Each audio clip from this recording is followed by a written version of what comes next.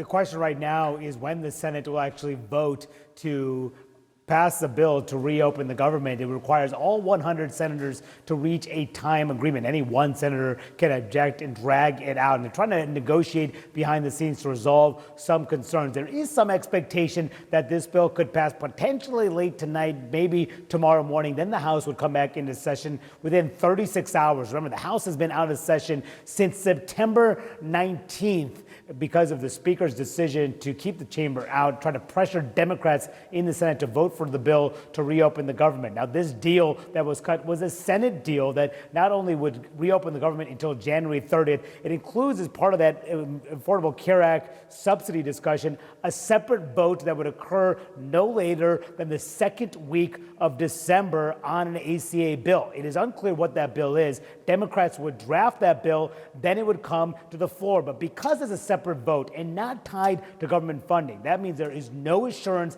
at all that this will become law, much less pass the Senate or pass the Republican-led House. And that is what's causing so much frustration in the angst. Senator Mark Kelly told me moments ago that he was disappointed with this deal that was cut, but he also contended this will be another issue come December, another chance for the two sides to make their choices known about health care.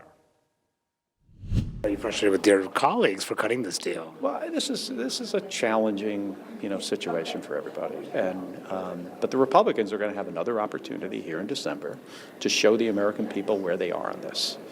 They're going to be presented with an option to do something on these premiums, and they'll have to provide the votes if the American people is going to get some relief.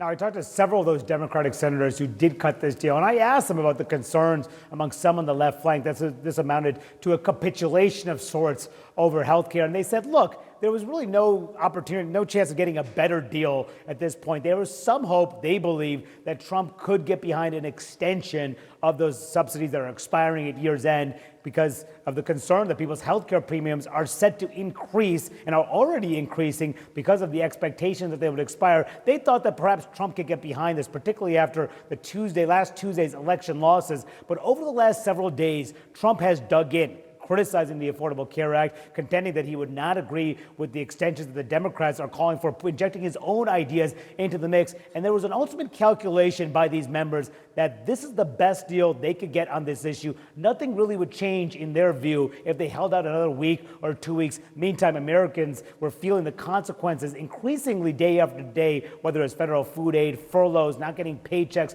travel problems, and the like, and that this was a deal that had to be cut in order to move ahead here. But as you can see, as you noted, Casey, this party deeply divided over this deal, even though it's poised to pass Congress in just a matter of days. Indeed. All right, Manu Raju, thanks very much. I'm sure we'll be following your reporting throughout the hour. And joining us now in the arena, Democratic Congressman from Massachusetts, Seth Moulton. He's also running for Senate in Massachusetts in 2026. He is primarying a fellow Democrat. Congressman, it's great to see you. Thanks for being here. Do you think that Chuck Schumer is in control of the Senate Democratic caucus? No, he's not. I mean, he's got 8 Democrats going rogue here. He himself voted against them. And that's not leadership.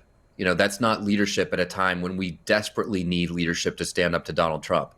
And it's certainly not leadership when Trump and the Republicans are close to caving here. He has them over a barrel. I mean, Trump just a few days ago, said that the election losses last Tuesday were in large part because of the government shutdown. That's pretty obvious to a lot of Americans. We've got Marjorie Taylor Greene, as conservative as you can come as a Republican, saying that her own family can't afford health care unless Republicans agree to what Democrats want. So I don't know why you would give in now. Do you think that Chuck Schumer should step aside now and let someone else lead Democrats in the Senate? I think it would be better. I think it'd be better than the status quo. And I hear this from Democrats all across Massachusetts. Everywhere I go, people say there's a leadership vacuum right now in the Democratic Party. We need new leadership. We've got to stop protecting this establishment status quo that's gotten us a second term of Donald Trump. And he's hurting a lot of people, a lot of Americans all across this country. A lot of people right here in Massachusetts are being hurt by this administration. I mean, the guy literally went to the Supreme Court this past weekend and pleaded with them to allow him to let Americans starve. What kind of president is this? And now we're going to give in to him? It doesn't make sense. Is Senator Markey part of the problem? Well, he is, as long as he supports Senator Schumer. I mean, I don't think people look at Senator Markey and Senator Schumer and say, those are the leaders that are going to take us forward as Democrats. You know who they look at? They look at people like Abigail Spanberger and Mikey Sherrill, two great veterans. I helped get to the House in 2018. I supported their campaigns with Serve America that helped flip seats all across the country when we needed to win back seats for the midterms and keep Trump accountable in his first term. And now they're governors. Now they're winning races. Now they're showing real leadership. That's the next generation of leadership that we need to pass the torch to in the Democratic Party. Congressman, the president just weighed in on what happened in the Senate over the weekend and what's next for the shutdown. Let's watch what he said. We'll talk about it. Take a look. Well, it depends what deal we're talking about. But if it's a deal I heard about, that's certainly, they want to change the deal a little bit. But I would say so. I think based on everything I'm hearing, they haven't changed anything. And we have support from enough Democrats. And we're going to be opening up our country. It's too bad it was closed, but we'll be opening up our country very quickly. Seems like a relatively positive tone from the president. Your reaction? He is, of course, he's positive because Democrats just gave in. We just gave in to Donald Trump. We just gave in to a guy who's trying to let American families starve, who doesn't care if there are American kids waiting in bread lines. We should not give in to him. A few months down the road, those same American families that are starving right now because he's trying to prevent them from getting food are not going to be able to afford health care. We're the only ones standing between the American people and Donald Trump's vicious, hateful agenda. We've got to stand tall. We've got to beat Donald Trump, not give in to him. I know Democrats were supposed to talk amongst themselves just about an hour ago in the House. Can you give us a sense of how your colleagues in the House Democratic Caucus are feeling right now? Very frustrated with Schumer and the Republicans, and the reality Did is Schumer that talk to Jeffries about this at all? I don't know, but I do know that what I heard from most of my colleagues is that we in the House want to stand strong and stand together and support Americans' right to afford health care, which should be a human right. And so we're kind of flabbergasted at what's going on in the Senate right now. In terms of what's next in the House, do you think it's possible that this may not pass the House as it is? Well, it's an interesting question because most Democrats are going to vote against it. I mean, the House Democratic Caucus seems pretty united against this deal. And, there may be some Republicans who are against it as well. I mean, look, we heard from Marjorie Taylor Greene that she can't afford health care. Now, you never count on her for a vote. She could change her mind at the last minute. But it'll be interesting to see what happens. I think the Republicans are certainly going to try to jam this through because they just basically do whatever Donald Trump wants. But there's a lot of dissension here, and there's a lot of, there frankly was more room to negotiate than Senate Democrats took advantage of, in my opinion. Before I let you go, Congressman, you clearly, and this interview I think underscores that you're looking at the base of your party, you're in a primary.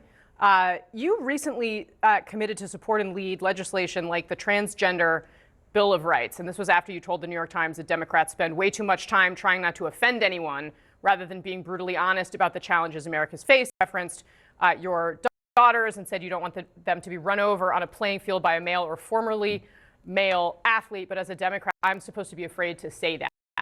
Do you want to revise and extend those remarks here based on this new statement? My voting record on transgender rights is 100%. I'm the one who carried a lot of the water in the House Armed Services Committee on making sure that transgender troops can continue serving when Trump was trying to discriminate against them. But that doesn't mean we shouldn't be able to have a debate about this issue, because when we refuse to do that, we just totally cede the grounds to Republicans who are going to advance a singularly hateful agenda. So my point is, Democrats need to take on these tough issues. We need to have debates. The Olympics has restrictions on sports. We should be able to debate that ourselves and not refuse to take that on because we're too afraid of the backlash. Because if we don't take on these issues, then the people who get hurt at the end of the day are transgender Americans. But we know that Donald Trump and the Republicans are trying to take advantage of this, and we can't let them do that. All right. Congressman Seth Moulton, always grateful to have you on the show. Thanks for coming. I appreciate it. Great to see you.